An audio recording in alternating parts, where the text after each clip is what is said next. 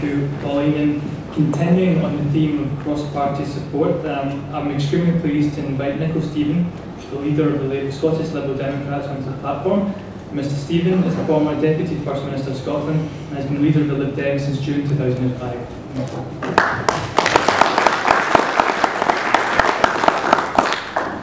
Thanks very much indeed, and it's a great pleasure to be here, and I very much welcome the opportunity to be present at the launch of the Scottish-Islamic Foundation.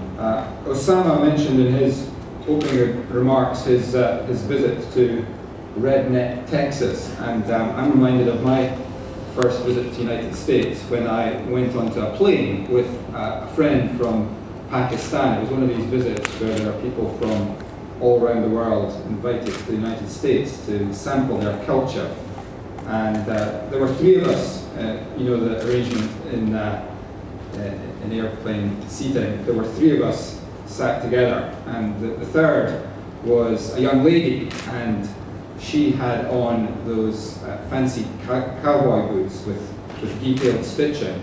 She had on jeans, she had on a huge big belt, and then she had on a very bright white shirt with lots of fake jewellery, fake stones stitched into it. And then she topped it all with a big white cowboy hat.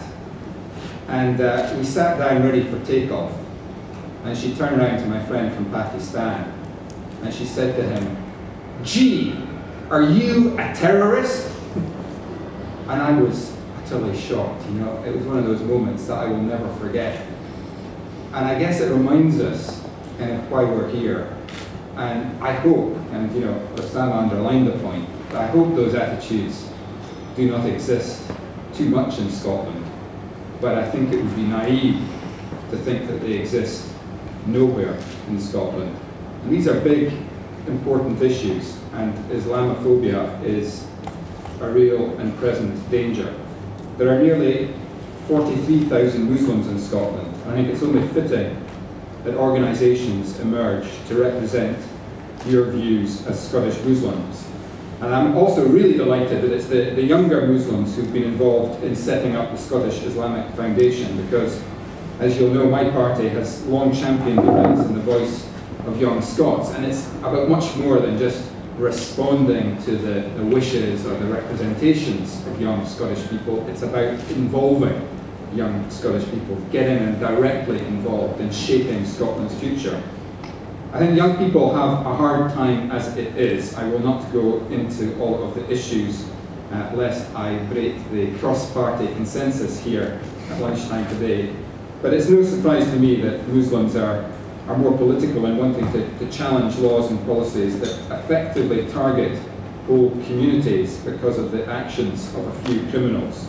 And on issues, some of the big civil liberties issues that are being debated at the moment, 42-day detention without charge, issues around the war in Iraq, the need for a just peace between Palestine and Israel, I believe that there is a broad agreement amongst many Scots on these issues.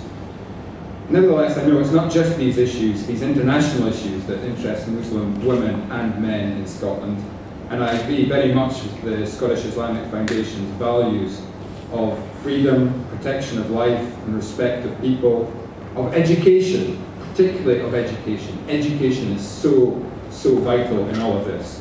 Strong families, strong communities, and justice. I think that the involvement of young people, not just responding to young people, respect for young people, not demonising young people, these are my values, but I think they are also the values that a majority of people in Scotland share and want to work towards in a progressive nation that looks to the future.